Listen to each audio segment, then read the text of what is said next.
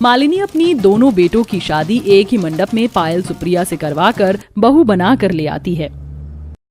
ओह God, इस 10 kilo के bridal लहंगे से मेरा तो दम निकल रहा है। बस फटाफट से ये फालतू की रिचुअल्स खत्म हो, बेडरूम में जाते ही मैं ये जोड़ा उतार के फेंकूंगी। तभी मॉडर्न पड़ोसन मोना पायल के लहंगे की तारीफ करते हुए, Malini darling, I must say कि तुम्हारी छोटी बहू का ड्रेसिंग सेंस काफी अच्छा है। कितनी गॉर्जियस लग रही है इस लाइट शेड लहंगे में। Thank you for the compliment darling aunty ji, but मेरी पसंद सबसे हटकर, स्पेशली वरना कुछ देहाती लोग तो इतनी डार्क कलर कैरी करते हैं जो जचता भी नहीं। पायल ये तंज घूंघट में खड़ी संगीता को सुना रही थी। तभी पड़ोसन कविता प्रशंसा करते हुए, कुछ भी कह लो मगर दुल्हन का रूप लाल रंग और कत्थक रंग के जोड़े में ही खिलता है।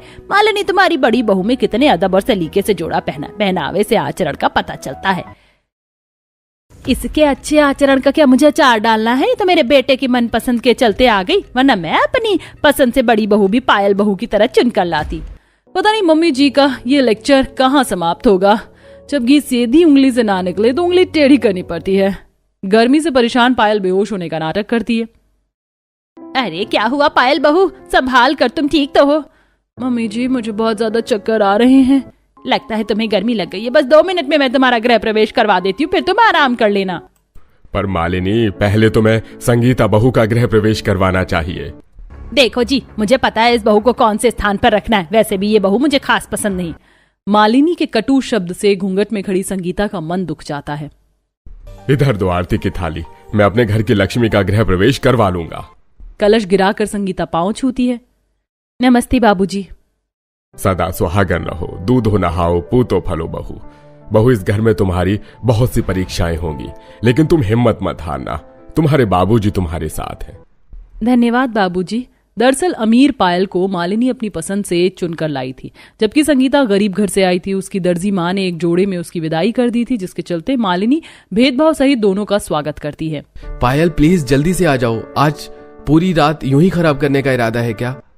बस आ गई darling, just give me 2 minutes. बताओ कैसी लग रही हूँ मैं? तुमने ड्रेस चेंज कर लिया? मैं तो घबरा गया था कि कहीं तुम्हें अंदर फिर से चक्कर ना आ गया हो। वो तो मैंने बाहर मेलोड्रामा किया था। आप चेंज करके इस नाइटी में कंफर्टेबल फील हो रहा है। तभी दरवाजे पर खटखटाहट होती। मालिनी हाथों में दूध का ग्लास लेकर खड़ी थी। बहू, ये केसर बादाम वाला दूध तुम दोनों के लिए। थैंक यू मम्मी जी। ये सासू माँ फालतू में कबाब में हड्डी बनने चली आई। ओके मम्मी जी, गुड नाइट, मैं टायर्ड फील कर रही हूँ।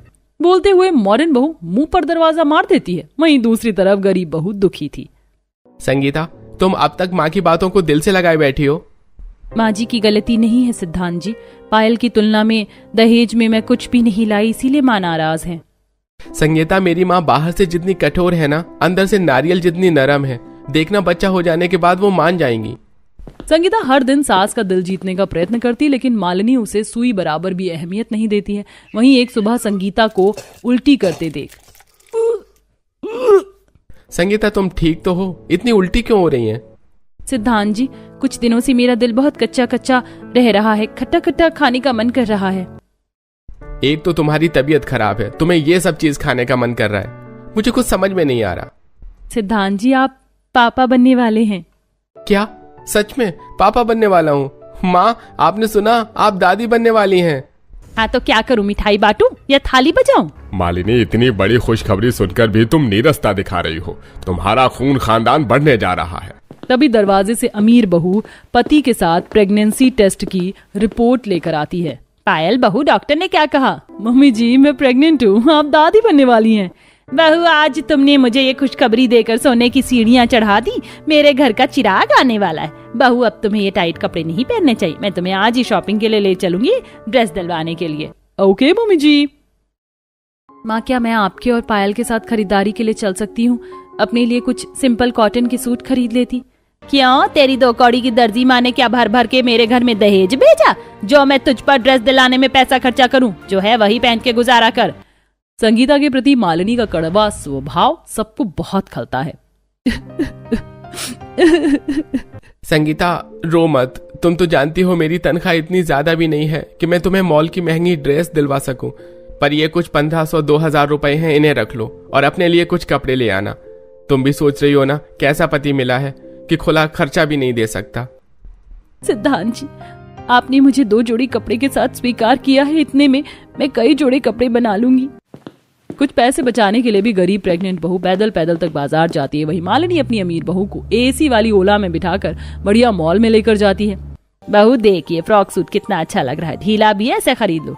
तभी घमंड से पायल सास को झाड़ देती है। मम्मी जी, ड्रेस खरीदने के मामले में आपका टेस्ट बहुत खराब है, मैं अपने लिए कपड़े खुद चूज कर लूंगी। अच्छा ठीक है, ऐसे भड़क मत, अभी तेरे पैर भारी है, बच्चे पर असर पड़ेगा। लगता है पायल बहू को मूड स्विंग हो रहा है। अमीर बहू एक से बढ़कर एक महंगी महंगी ड्रेस चुनती है। तभी वह एक डमी पर बेबी शार के लिए सुंदर सा गाउन देखती है जो कि स्टॉक के पास से विजुअल था। मम्मी जी देखिए कितना प्रीटी गाउन है, मैं तो अपनी गोद भराई में यही पहनूंगी। बहू तुम कैसी बातें कर रही हो, इस गाउन में पेट वाले हिस्से के पास तो एकदम नेट का कपड़ा लगा हुआ है, पूरा साफ पेट दिखाई देगा, ऐसे में बच्चों को नजर लग जाएगी। This is too much. अब तो ये सासू माँ मुझे इरिटेट कर रही है, बच्चा मैं कैरी कर रही हूँ और कपड़े में इनके अकॉर्डिंग पहनूं, नेवर। आइए जी, सस्ते में कॉटन का, सिल्क का, मलमल का कपड़ा ले जाइए। आइए आइए बहन जी आइए। भैया जी ये कॉटन का कपड़ा कैसे रुपए मीटर है? 50 रुपए मीटर है बहन जी, एकदम मक्खन कपड़ा है, जो मर्जी काट कर सिल लीजिए। ये सूती का कपड़ा सादा सूट बनाने के लिए सबसे अच्छा रहेगा, इस पर चाक भी आसानी से चढ़ जाता है, पर कपड़ा भी मसकने वाला नहीं है। थोड़े पैसों के हिसाब से संगीता कपड़े खरीद कर लाती है और खुद से तरह तरह का फ्रॉक सूट, सादा सूट वगैरह सिलकर पहनने लगती है। देखते देखते दोनों बहू के साथ 8 महीने लग जाते हैं और अब गोद भराई की खरीदारी शुरू होती है। पायल बहू देख, खास तेरी गोद भराई के लिए मैं ये गाउन सबसे अच्छे बुटीक से डिजाइन करवा कर लाई हूँ। इतना महंगा गाउन भी पायल को कुछ खास पसंद नहीं आता। मम्मी जी ये गाउन मुझे अपनी गोद भराई के लिए कुछ खास नहीं लगा, मैं अपनी गोद भराई में अच्छे से हाईलाइट होना चाहती हूँ। पायल अपनी सास की महंगी डिजाइनर ड्रेस को ना पहनने से मना कर देती है। वहीं संगीता सिंपल साड़ी पर खुद से कारीगरी करके खूब अच्छे से 16 सिंगार, बालों में गजरा, कमरबंद लगाकर गोद भराई में आती है। संगीता बहू तुम्हारी साड़ी का लेस और कारीगरी बड़ी अच्छी है। धन्यवाद आंटी जी, ये मैंने खुद से बनाई है, मुझे दर्जी का काम आता है। अरे बहू तुम तो बड़ी गुणवान हो, अपने बच्चों के लिए लंगोट कपड़े खुद से बना लोगी। अपने गरीब दर्जी बहू की सराहना मालिनी को खटकती है। कुछ दिनों में दोनों का बच्चा होता है। अमीर बहू को लड़का, वहीं गरीब बहू की लड़की देख सास काफी खफा हो जाती है। खुद तो दहेज लाई नहीं, बेटी पैदा करके बोझ और बढ़ा दिया, मेरे दांत तो खट्टे हो गए। बाकी अपनी पायल बहू और पोते का मैं धूमधाम से छठी और खाना पीना करवाऊंगी। मालिनी अपनी अमीर बहू और पोते के लिए ड्रेसेस खरीद के लाती है। बहू देख, मैं अपने इकलौते पोते के लिए पूरे 1 दर्जन ड्रेस लेकर आई हूँ, जो पसंद आए वो पहनाना, बाकी है गाउन तेरे लिए। मम्मी जी मुझे और मेरे बच्चे को पहनने के लिए 3rd क्लास की ड्रेस लाई है। हाँ, इतनी महंगी ड्रेस को भी पायल रिजेक्ट कर देती है।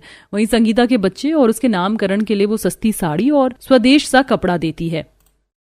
सही है, इस गरीब वाली बहू और बच्चे के कपड़े में 1000 में ही निपटारा हो गया। कल मेरे पोते का नामकरण सही ढंग से हो जाए। ये साड़ी तो कितनी प्लेन है और कपड़ा भी खिंचता रहा। ऐसा करती हूँ, इस पर लेस लगाकर थोड़ी कारीगरी कर देती हूँ।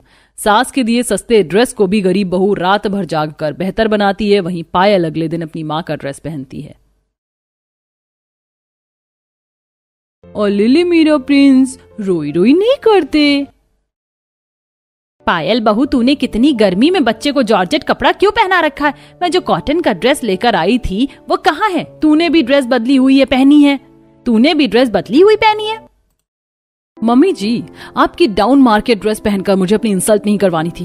देखिए मेरी मम्मी ने मुझे कितना एक्सपेंसिव ड्रेस प्रेजेंट किया है। नामकरण के पूरे रस्म में पायल अपनी माँ को आगे रखती है, जबकि संगीता अपनी सास को ही प्रथम स्थान देती है, जिसे वो बहुत पछतावा करती है। संगीता बहू मुझे माफ कर दे, मैंने पायल बहू के आगे कभी तुम्हें तवज्जो नहीं दिया। आज बहू ने मुझे एहसास करवा दिया कि किसी के लिए दिल से करने पर अहमियत नहीं मिलती तो कितना ठेस पहुंचता है। अंत में मालिनी अपनी गरीब बहू को उसके रहन सहन पहनने के साथ स्वीकार कर लेती है। बहुत अच्छा लगा जो आज आप मेरे घर आई, नहीं तो जब से आपके घर में भी बहू आई है हम दोनों तो एक दूसरे के घर का रास्ता ही भूल गए। शांता जी सही बोला, आज बस मैंने सोच लिया था कि पड़ोस में आज होकर ही आऊंगी। ऐसे भी कहीं होता है भला कि कहाँ तो हम लोग रोज मिलते थे और अब एक दूसरे से मिलने का वक्त ही नहीं मिल पाता है। हाँ हे भगवान, कितनी तेज गरज हो रही है, लगता है कि बारिश होने वाली है। अरे बहुओं, अरे शिखा और प्रिया यहाँ आओ। जी माँ जी बोलिए। बहुओं देखो मौसम कितना मस्ताना हो रहा है और शांता जी भी कितने दिनों के बाद आई हैं। तुम दोनों एक काम करो, जाओ जाकर बढ़िया चाय और पकौड़े बना दो। और हाँ बहुओं, मुझे पकौड़े बस आलू और प्याज के अच्छे लगते हैं और साथ में अदरक वाली चाय, यही बरसात की जान होती है। जी मैं समझ गई। अरे नहीं, चाय के साथ पकौड़े बनाने पड़ेंगे। इतनी अच्छी बारिश आने वाली है, उसको एंजॉय करने के बजाय मैं चाय पकौड़े बनाऊं? नहीं, ऐसा नहीं हो सकता। जल्दी से बचने का कोई बहाना सोच शिखा। माँ जी, मैं ना चाय बना दूंगी। शांता जी, मैं अदरक की चाय इतनी अच्छी बनाती हूँ कि बस पूछो नहीं। और प्रिया पकौड़े बना देगी, इसके हाथ के पकौड़े बहुत स्वादिष्ट होते हैं। क्यों प्रिया? जी। शिखा ने बड़ी ही चालाकी से पकौड़े बनाने का काम प्रिया को सौंप दिया और खुद बस चाय बनाने को रसोई में आ गई। शिखा और प्रिया दोनों शांति की बहुएं थीं, जिनमें शिखा बड़ी और प्रिया छोटी बहू थी। दोनों ही बहुओं के मिजाज में अंतर था। एक तरफ जहां शिखा कामचोर टाइप की थी, तो वहीं प्रिया काफी सीधी सादी और मेहनती थी। आज भी शिखा चालाकी से रसोई में आई और उसने 2 कप चाय बनने को रख दी। इतने में ही बारिश तेज हो गई। अरे वाह, कितनी तेज बारिश हो रही है। इतनी अच्छी बारिश हो और मैं उसमें ना भीग पाऊं, ऐसा हो सकता है क्या? प्रिया, मैंने चाय बनने को रख दी है, अब इसको ना तुम देख लेना। बारिश इतनी अच्छी आ रही है तो मैं इसमें भीगने जा रही हूँ। पर भाभी चली गई। अरे वाह, बारिश के भीगने का मजा ही अलग है। अच्छा हुआ जो कि चाय भी प्रिया पर ही मैं छोड़ आई। कितनी अच्छी बारिश है। चाय बनाने के चक्कर में तो ये सारी ही मिस हो जाती है। ये मौसम की बारिश, ये बारिश का पानी, ये पानी की बूंदे तुझे तो ढूंढे, ये मिलने की ख्वाहिश, ये ख्वाहिश पुरानी, वो पूरी मुझी से मेरी ये कहानी। ये छत से कैसी आवाज आ रही है? लगता है कि शिखा छत पर है। इसने फिर वही किया। बेचारी प्रिया ही चाय और पकौड़े दोनों चीजें बनाने में लगी हुई होगी। ये भाभी भी ना सारी जिम्मेदारी मेरे सर पर ही छोड़ गई है। मेरे आलू तो कट गए, अब जल्दी से इनके पकौड़े बना देती हूँ। चाय भी वैसे ही तैयार सी है, एक बार चख लूं कि सही बनी भी है कि नहीं। ये क्या बनाया है भाभी ने? ना इस चाय में चीनी है और ना ही अदरक, बस दूध में पत्ती लगा दी है। मुझे चाय भी दोबारा बनानी होगी। खुद तो चली गई बारिश को एंजॉय करने। प्रिया ने ऐसे बोलकर चाय दोबारा बनने के लिए रखी और साथ साथ पकौड़े बनाए। कुछ ही देर में उसने दोनों चीजें बना दी, जिसके बाद वो उन्हें शांता और शांति के आगे लेकर गई। अरे वाह, चाय और पकौड़े, वो भी बारिश के वक्त। खाओ शांति जी, बहू तू भी ले ले। अरे वाह, वैसे सच बोल रही थी शांति जी। शिखा बहू क्या मजेदार चाय बनाई है उसने। लीजिए, मेरी तरफ से उसे चाय का इनाम दे देना। शांता को पता भी नहीं था कि वो चाय शिखा ने नहीं, प्रिया ने बनाई थी। शिखा बिना कुछ किए क्रेडिट ले गई, जबकि प्रिया को सब कुछ करने के बाद भी कुछ नहीं मिला। ऐसे कुछ दिनों बाद आज दोनों ही बहुएं बाजार आई हुई थी। शिखा भाभी, मैंने सारा तो नाश्ते का सामान ले लिया, अब बस वो चीज समझ नहीं आ रही कि मैं कुछ खास क्या लूं। आज जो घर पर मेहमान आ रहे हैं और बाबा के बहुत अच्छे दोस्त हैं, माँ जी ने बोला था कि नाश्ते के सामान में कुछ स्पेशल भी लेकर आना। आज जो भी हो, हमारी खातिरदारी में कोई कमी नहीं रहनी चाहिए। तो मैं ऐसा क्या लूं जिसको देखते ही माँ जी का दिल खुश हो जाए? कुछ भी ले लो, मौसम की कोई भी चीज ले लो। मौसम की कोई चीज? अरे हाँ शिखा भाभी, क्यों ना मैं करारे पकौड़े बनाने का सामान ले लूं। वैसे भी खास मेहमान है तो घर में बनी हुई चीज ही खास लगेगी, और बारिश का मौसम है, चाय के साथ पकौड़े सभी का दिल खुश कर देंगे। तुम्हें कोलू का बैल बनने में मजा आता है क्या? पकौड़े खुद से बनाने पड़ेंगे, कुछ रेडीमेड ले लो, क्योंकि मैं पकौड़े नहीं बनाऊंगी। मत बनाना, मैं बना दूंगी। प्रिया ने खुद से पकौड़े बनाने की जिम्मेदारी ले ली और वो पकौड़े ही बनाने का सामान ले आई। कुछ ही देर में घर में मेहमान आ गए, जिसमें महेश का दोस्त और उसकी पत्नी थी। कुछ देर तक तो बातें हुई, लेकिन बाद में चलो भाई, बातें तो बहुत हो गई, अब थोड़ा नाश्ता पानी हो जाए।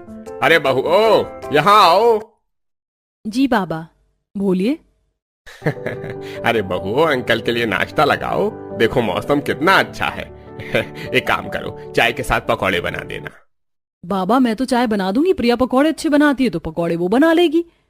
दोनों लग मिलकर बना लो और जल्दी से ले आओ। बेटा, हम लोग ना मसाला चाय पीते हैं तो चाय प्लेन ना बनाना, थोड़ी सी लौंग, थोड़ी सी अदरक, काली मिर्च और तेज पत्ता, ये चीज डालकर ही बनाना। और ये सब साबुत ना डालना, पीस कर डालना, इलायची भी डाल देना है जी। धनिया, नमक और मिर्ची भी ना डाल दूं? मैंने तो चाय की जिम्मेदारी इसलिए ली थी क्योंकि ये सिंपल होती है, लेकिन ये लोग तो बड़ी मेहनत करवा रहे हैं। अब देखो, मैं चाय भी ऐसी बनाऊंगी कि लोग मुझसे बनवाने से पहले सोचा करेंगे। शिखा सोच चुकी थी कि वो आज की चाय को खराब करेगी। दोनों बहुएं रसोई में आ गई। जहां आकर प्रिया ने पकौड़े बनाने शुरू किए तो शिखा चाय बनाने लगी। अरे भाभी, ऐसे मोटा मोटा मसाला मत डालिए, उन्होंने पीस कर बोला है। चुप करो प्रिया, तुम ही मानो उनके ऑर्डर। मेरा तो जैसा दिल करेगा ना, मैं वैसी चाय बनाऊंगी। शिखा गुस्से में चाय बनाने लगी। उसे सिर्फ चाय बनाना ही मुश्किल लग रहा था। बड़ी ही गुस्से में बड़बड़ाते हुए शिखा ने अपना काम खत्म किया और दोनों बहुओं ने नाश्ते के साथ चाय और पकौड़े भी लगा दिए। पकौड़े तो सभी को पसंद आए, लेकिन चाय बेदिली से बनी हुई थी। चाय किसी को भी अच्छी नहीं लगी और मेहमान ऐसे ही वहां से चले गए। अब रोजाना ऐसे ही सिलसिला जारी था। शिखा चालाकी से बस चाय ही बनाती थी और वो भी अब वो इस तरह से बनाने लगी थी जो उससे फिर कभी चाय बनाने को बोला ही न जाए। शिखा ने काफी लोगों को बेकार चाय ही बनाकर पिलाई थी और ऐसे ही आज के दिन भी बरसात होने की संभावना थी। संडे का दिन था। दोनों बहुओं के पति घर में थे। उनकी नंद की सहेलियां भी आई हुई थी। ऐसे में भाभी, मेरी फ्रेंड्स भी आई हुई हैं, भैया भी आज घर में ही है और मौसम भी अच्छा हो रहा है, तो आप दोनों चाय पकौड़े बनाओ ना, मजा आएगा। बरसात में तो सभी की जबान चटोरी ही हो जाती है। ठीक है सोना, हम जाते हैं बनाने को। मैं तो हमेशा की तरह बस चाय ही बना दूंगी। नहीं बहुओं, जरा रुको। शिखा बहू, आज तू चाय और पकौड़े दोनों बनाना। और हाँ, आज हमें नॉर्मल चाय नहीं, कुल्हड़ की चाय पीनी है और साथ में आलू मिर्च और प्याज के पकौड़े। जा जल्दी से बना कर ला। क्यों माँ जी? बस मैं ही क्यों? क्यों? जब सिर्फ प्रिया रसोई के काम करती थी तब ये सवाल नहीं उठता कि सिर्फ प्रिया ही क्यों? मैं कब से देख रही हूँ शिखा कि तू बस अपने हिस्से में आसान काम को ही लेती है और उसमें भी पूरा नहीं डालती। और अब तो तुझसे वो एक काम भी ना करवाया जाए, इसीलिए तू कामों को बिगाड़ने भी लगी है। लेकिन तुझे क्या लगता है कि हम सभी बेवकूफ हैं? नहीं बेटा, बिल्कुल भी नहीं। हम तुझसे ज्यादा समझदार हैं। अब जा और तू सभी के लिए चाय पकौड़े ला। और हाँ, ध्यान से अच्छे से बनाना, कोई कमी हुई तो दोबारा बनवाऊंगी। शिखा शांति के आगे कुछ नहीं बोल पाई और वो शांति से चाय पकौड़े बनाने को आ गई। जरा तेवर तो देखो मेरी सास की, बूढ़ी हो गई है लेकिन अकल कम नहीं हुई है। अब तो मैं भी बिगाड़ नहीं सकती हूँ क्योंकि दोबारा बनाना पड़ेगा। चल शिखा, जल्दी जल्दी से चाय पकौड़े बना और सभी को दे दे। शिखा ने आज रसोई में जी जान से काम किया। उसने कुल्हड़ वाली चाय बनाई, साथ ही उसने बहुत ही करारे करारे पकौड़े बनाए। कुछ ही देर में उसका खाना बन गया जिसको उसने सभी को दिया। और वाह, ये स्वाद है ना मेरी शिखा बहू के हाथों का। पता नहीं क्यों अपने इतने शीरी वाले हाथों का खाना ये बिगाड़ती है। भाभी, चाय और पकौड़ों का तो जवाब ही नहीं है। वाओ, वीकेंड, हॉलीडे, बारिश और शिखा के हाथों के चाय पकौड़े, ओहो, सभी का कोई तोड़ नहीं है। हाँ भाभी, मजा आ गया। आपने बहुत ही टेस्टी चाय पकौड़े बनाए हैं। सभी ने शिखा की बहुत ज्यादा तारीफ की, जिससे शिखा का दिल खुश हो गया। अब उसे समझ भी आ रहा था कि फैमिली के लिए काम करने में खुशी ही मिलती है। आज के बाद से अब शिखा ने कभी काम चोरी नहीं की, बल्कि अब तो वो कामों को बड़े मन से करने लगी थी और अब सब कुछ ठीक हो चुका था।